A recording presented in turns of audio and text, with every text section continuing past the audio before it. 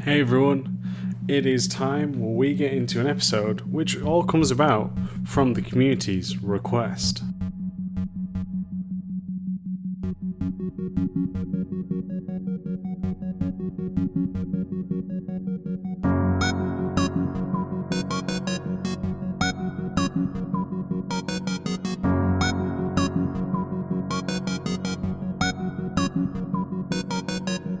Hey everyone, I hope you're well, playing and or making the games that you all love. You're joining me, your host, Max Pears, and it is a pleasure to be talking to all of you, whether this be morning, afternoon, midday, or night. It is great for you to be here and to be able to talk to all of you amazing gurus.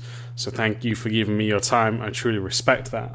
Now, as I mentioned in the introduction, this episode has come about because I actually got a request from someone from our community. Chris, he messaged me on Twitter. Yeah, Twitter, I believe. And he was asking about trying to understand what we can help do with level design to make replayable spaces. I thought this was such an interesting one, such a great one, because, do you know what's funny is I was like, man, I don't know if I know anything about this. And then I look back, I'm like, oh, actually, I do know a fair bit about this. So this is a great one that made me get to revisit some of my old levels, get to discuss some more things that I got to work on. But not only that, give a great example of a game that I'm currently actually playing through at the minute, which makes me even more excited. And with that, we'll be talking about, well, the three examples, should we say, for the case studies will be Division, the first one, the one that I worked on, Division Underground, the first DLC, and then Metal Gear Solid 5. Going to be breaking down in the first two case studies my experience, what we kept in mind as we were making these spaces, all of these, and I guess maybe talk about the effectiveness of this. Keep in mind, though, that this depends obviously on your game design pillars overall, the overall experience for that game, and not everything will work the same. But hopefully, at the end of this episode, you'll actually gain some information on how to actually make your spaces reusable and what is it you should consider when you're actually making these spaces. So I'm very excited to talk about this. I think it's a really just interesting topic to go back and revisit, because it's always cool to see these things and to actually go look back at your own work as you cringe at mistakes you've made. No, I'm proud of what I did, and I think there's some great stuff still in there, and Metal Gear Solid 5 is just an overall good example. I decided to go back to Metal Gear Solid 5 just personally because I finished Kingdom Hearts 3, which is great, finally. It took me way too long, but I decided to revisit Metal Gear Solid 5, especially with Death Stranding around the corner. Comes out next month of the time that I'm recording this, but I probably won't pick it up till Christmas or a little bit after, because I've got a bit of a backlog, so I'd rather just try to finish Metal Gear Solid 5. Yakuza 0 is on my backlog as well, and Persona 5. Persona 5 is going to be a tough one to do for sure, because I think there's a lot of grinding. But we have gone off topic, so without further ado, let's just get into this.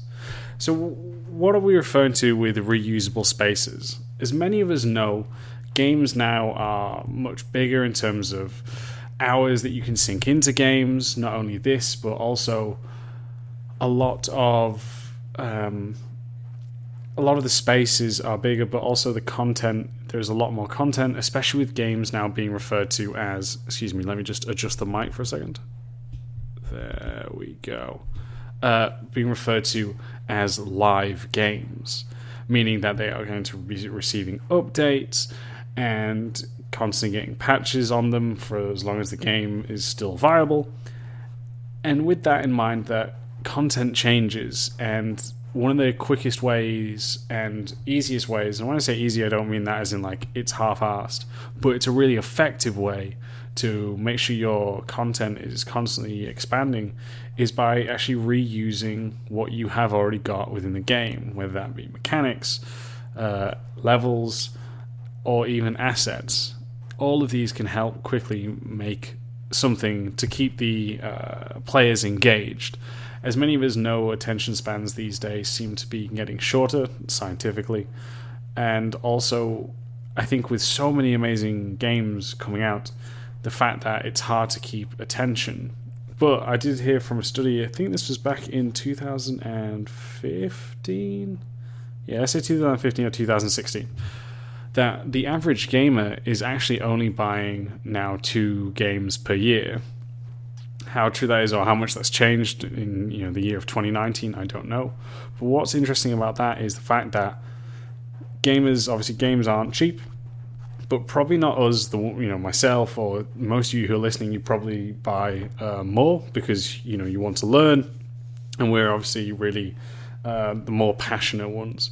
But with that in mind, so the average player is sinking in roughly 100 to 200 hours into these games, these 2 games, meaning that there must be a lot for the player to enjoy, and as we said, to make sure the player's attention is constantly kept. And that is all done, as we mentioned earlier. So we're going to be talking about, how do we make sure that our spaces, our levels, help to facilitate these moves by the companies? How are we able to make sure that people can come in and reuse the spaces, even if we, for example, are not there, or there's a different team working on it because you've moved on to the next project? What are things that can help make sure these spaces are used? So one of the first things we're going to be talking about, and we'll talk about this in the sense of Division 1, is open world spaces. With the fact that most games now are open world and they have these sprawling maps with lots of spaces, by having an open world, this allows you to constantly have a playground or a tool set, if you will, for new content, because there is all of this stuff that players can use and can be reused. And what's great for this as well is not only by, does it make it easy for people to use this for, but it also makes the player feel that the world is alive because it is constantly being reused by the developers, which again helps to keep people's attention. It makes the world feel lived in and builds that lore and immersion within the player themselves. So by having an open world space, you have a whole playground to pick and choose from. So that's one thing. If you have an open world game, it makes it a lot easier. And also the context seems a lot easier as well, because you can create stories. And I think in Division 2, then latest DLC, they actually do have some of the old missions, or even if I think it's the end game, the old missions are taken over by a new faction, which again helps players be like, oh, whoa, the world is alive, stuff is happening as we move through. And yeah, great for immersion on that one. So one of the things that we did, and I was on primarily the open world team as well, the technical level design team led by Scoop, who is on one of our alumni and previous guest, and working alongside Stuart Scott, again, one of the alumni of this show as well. And one of the things that I think Ubisoft is great for is they are definitely one of the big studios pushing open world content, and a lot of people give them hate for it's just a Ubisoft game, but so many other studios have copied the foundations of what they have done. And one of the big things that always helps with this is the multiple entrances, the 360 design approach. And when I refer to that is that the encounter can be tackled from many different ways. So one of the things that we always made sure to do was that we had it so any of the open world encounters could be tackled minimum by 2, but you try expand it to maybe 3 or so. So this way, when the player comes in, they might have a different experience each time they visit that location. That way, again, it is a new space and a new way for the players to think tactically. Now, an example I have, and if this is on YouTube, I'll try find, this will be on YouTube, but the space that I'll try find, I'm not sure if I'm going to be able to find it, but there was one, for example, where I had this kind of outdoor garden space. And one of the ways that you can come on in through it was you had a road leading into it, but the encounter was at the far back. So you had this nice little garden area in the foreground, so players would first have to go through. There was once kind of like this little I guess pool in a sense. It wasn't like a paddling pool, but more of for decoration, but that had been drained out, obviously, with it being in the winter. So there would be a little dip in elevation. So that way, when the player was coming in through this entrance, they'd have to go through this kind of green. Well, it's snow, so not like green, but what would be a garden space. Yeah. Another way they'd come in is you could come in above it all. This way, being on the rooftop, so you wouldn't even see that because the rooftop led you actually further in, right to where the enemies were. So players could rappel down, or if they wanted to move further, they could move across, I think it was some scaffolding that they could shoot down on but be exposed. Again, cutting out the overall view of the garden, so that when the players tackled this encounter, they were strategizing in different ways. Because in the first one through the garden, you had a much longer view to get there, as well as one or two enemies patrolling around. So you had to strategize how to take out the first couple of enemies to make it towards where the main were. But if you're on the roof, those ones who were once at the foreground were now going to be treated like reinforcements. You take out the ones at the back, and those ones would charge at the player. So again, seeing how the different ways that you enter the space not only has different viewpoints, different kind of spaces to interact with, but would also change the combat slightly as well, which I think is always a fun one for it. I think I really was proud of that one. There's another one as well, but that was a great one for that. And what it was, I'll come back to that point actually. But we also had a third entrance in where you'd come through a building, and if you used, I think there was a lockpick to it or some sort of key, but if you had this, you would then leave through the back entrance of the building and be much further into the garden. So you'd be like almost at the end of the garden. So again, you're seeing the garden from a very different viewpoint. And that's one of the most important things as well, and especially a quick side note of backtracking. I always think it's important, if you're reusing a space, making sure that the player sees it from different angles. By doing this, it allows the player to almost just find their bearings for a couple of seconds. Once they have like local landmarks, etc., they'll be able to realize, oh, okay, it's this space. But by having different entrances and connected in different ways, it will again just feel fresh for a few seconds and obviously change the overall encounter and how it will play out in terms of which enemies are the front and which ones are at the back, etc. Another one that you can do with this is, let's go back. The point that I skipped on just a little bit earlier was the story of this was it was a public execution. So I can't remember which gang it was, but they had captured, was it the JTB? No, it's not, the LMB, I think they were called, sorry. I was thinking of JTB, which is from the show called The Goldbergs, which, no, it would not be them. But they were the more militaristic enemies in the first one. But what they had done is set up this public execution. They'd found people stealing from them who were survivors and scavengers. So they lined them up and would start shooting them one by one. So when you were coming at it from the front entrance to the garden, you would first see them because the way that we'd lit the space, but you'd see them and a couple of the bodies, sadly. And this would again highlight, oh, something's wrong over here, and really kind of emphasize that what's going on is not great. And then from the rooftop, you got an even closer view because you were right on top of them. You got a closer view of what these people were doing, and you could really see the horror of it.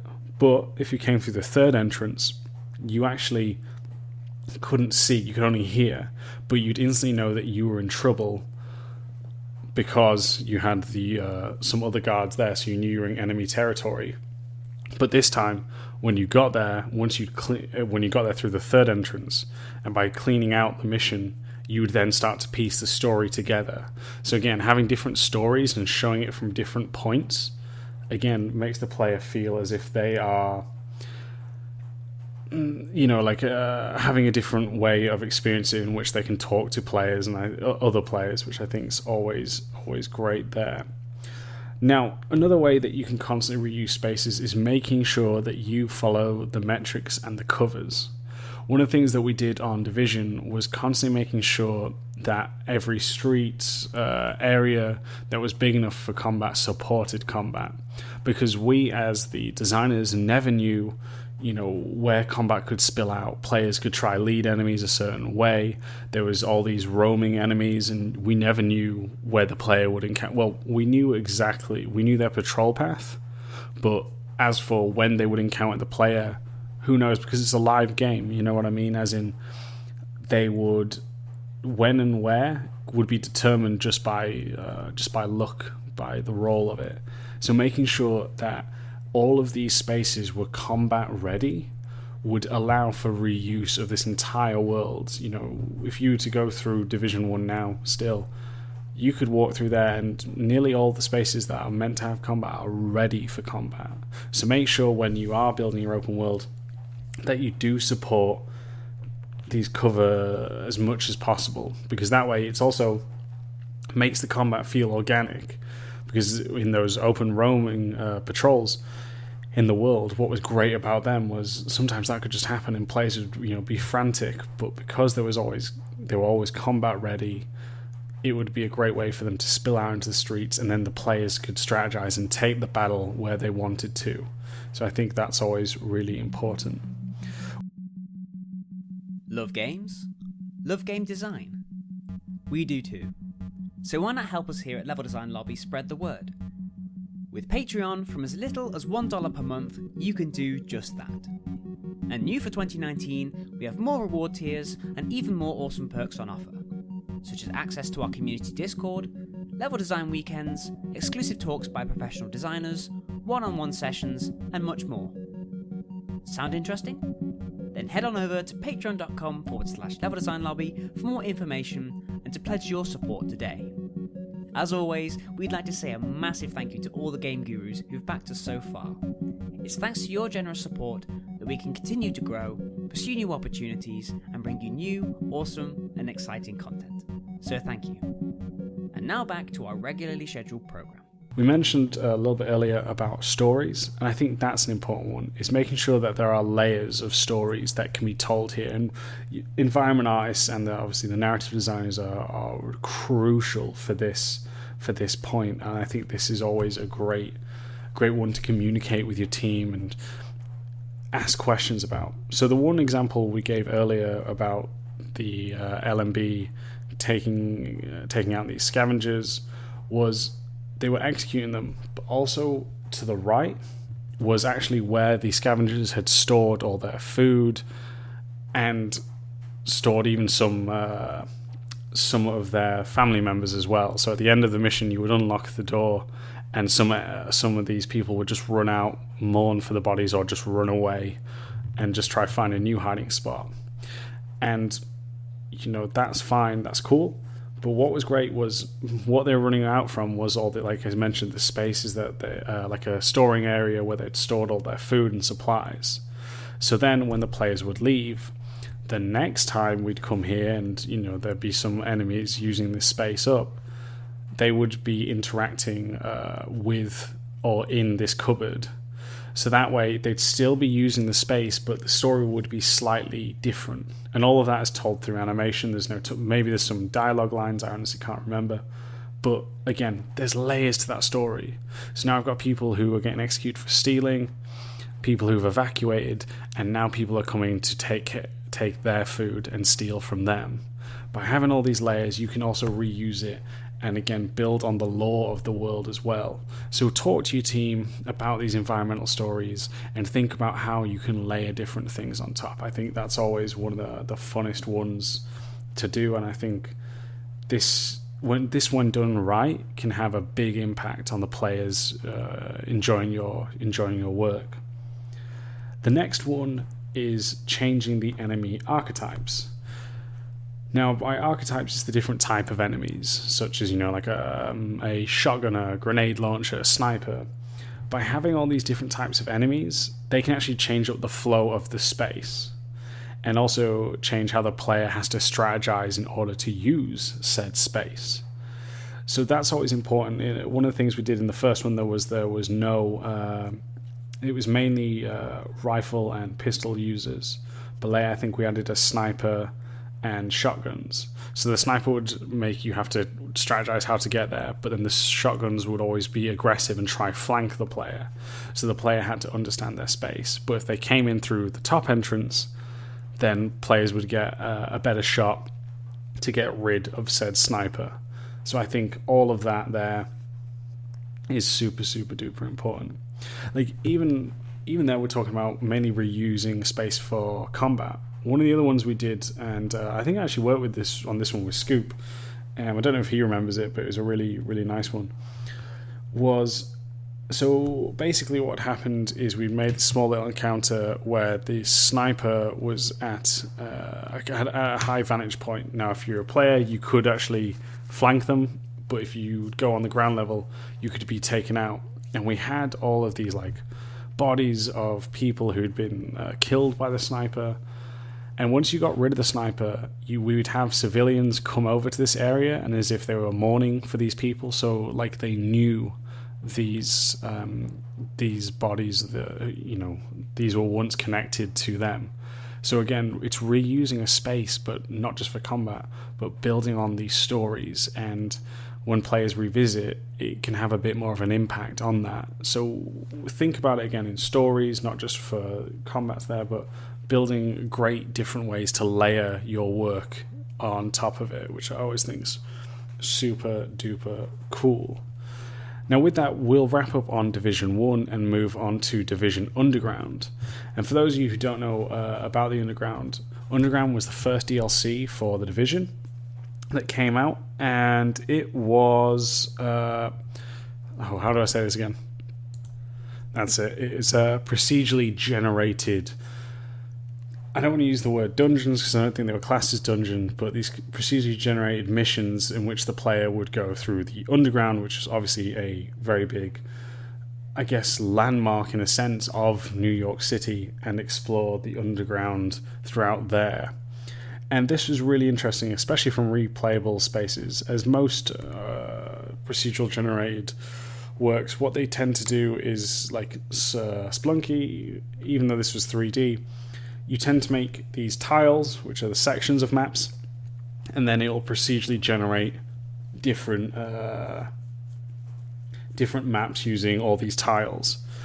But not only that, is, we had a lot of different tiles, but one of the things that helped with that is that with these tiles you had multiple entrances. Now, we just spoke about it in Division 1, but that was one of the big things you had to think about when making these tiles and spaces.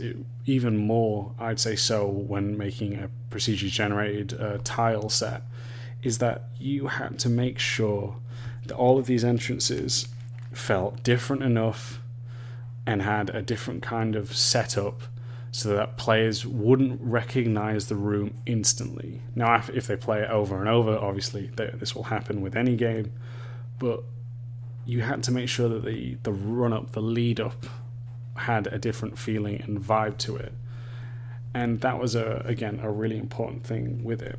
Another thing that made this space reusable is having multiple types of objectives. And this can range from kill X amount, defeat boss, or deactivate X or Y machinery, these sort of things. So that way, the space would be used in a different sense as well. And that was a really hard thing to figure out with the objectives, because it's how do you balance the position of said objectives? How do you think if it's too close to one entrance but too far from it was all of this, because you can't just plop everything in the middle, because then it just looks bizarre. But it was with using this, you had to think about that. And I think by having multiple objectives, again, it makes the space play differently. If you have to destroy something, defend it, interact with it, all of this would come into consideration. Oops, just knocked to the mic. All of this would come into consideration, that you would make sure that everything, would have a bit of difference in it. So having multiple objectives can really help. Another thing that helped with us on this one is changing environment factors.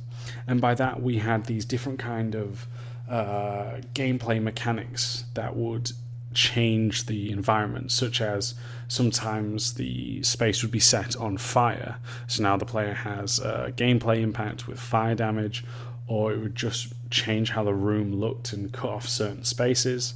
As well as we had this, I think it was some kind of steam or fog machine, which again would reduce the player's visibility, so that way the only way that they would know it was the same room is by kind of,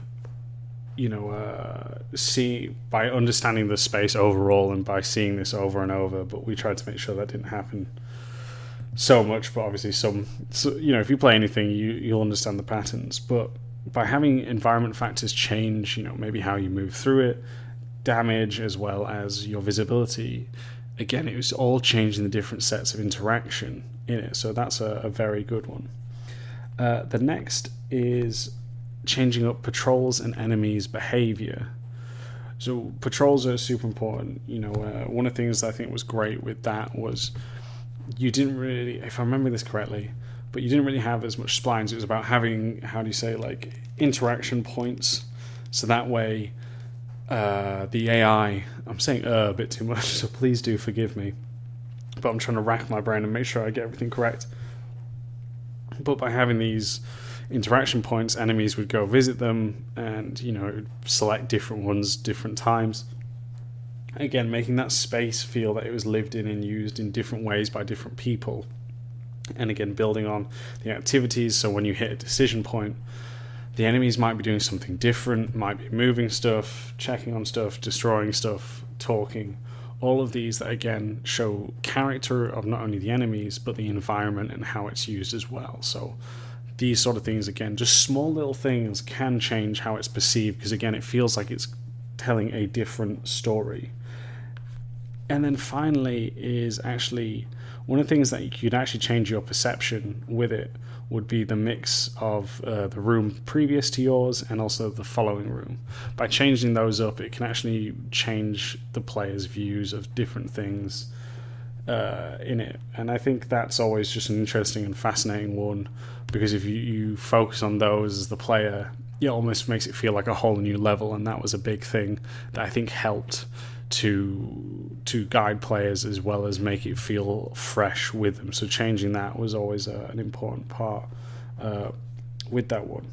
What I will say, one of the things that we did learn from the Underground is not every room could be reused as often or wouldn't work as much. In combat spaces, it was much easier to reuse them. You can obviously change spawn points and which areas you use, but such things as traversal rooms or puzzle rooms you can't use as much because the puzzles is the same, and then it's even easier for players to spot those patterns. So certain things it's harder to reuse, and you lose that challenge. It just becomes a time waste, etc., etc.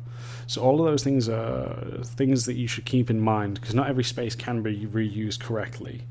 But the combat spaces that we've mainly focused on in this discussion here are super reusable. So I hope you found those two case studies of the Division as well as Division Underground and how we helped to make them reusable useful. I think there's a lot of good information there just revisiting them. And now we'll move on to the final one, is Metal Gear Solid 5. And I haven't finished this, so please, no spoilers. I really don't want anything ruined for me. I'm still going through, so I can't wait to get it done, as I'm a huge Metal Gear Solid fan. And if you're watching the YouTube, here's 2 pictures of me with Hideo Kojima, which is super cool to get a chance to meet someone who inspired my work. Anyway, cutting out the fanboy, let's get to it. One of the things that they do is, and this is one of the reasons I actually stopped playing Metal Gear Solid 5, is that a lot of their spaces, especially like mission spaces, which they reuse, because in this mission in this game they reuse a lot of spaces, is they are huge. These tend to be very big bases or paths leading towards said bases, and because it's so huge, the player doesn't get to see all of it. Because what they can do as the design is they can change the position of the objective each time, meaning that the player might see a different part of the level each time they do it, because you can obviously lock certain doors and only release it when it is time to use this.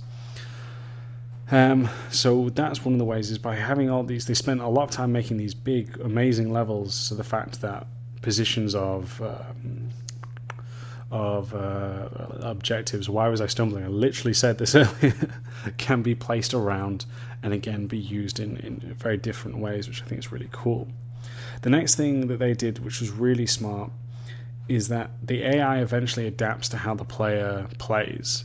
So at certain points, things happen, such as enemies will start to wear helmets if you take a higher percentage of headshots. They will also use inflatable dolls like you do if they know that you are primarily a shooter. Maybe they'll have patrols in 2 because they know that you just strangle people.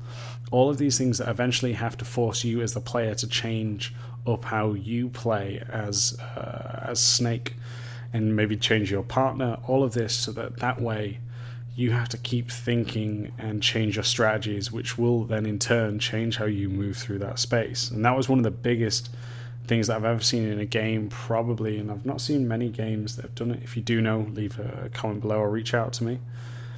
And then finally, they change the behaviors on the time of day. They're not the only game that do this, but it is a great point still that maybe there's less guards during the day or during the night.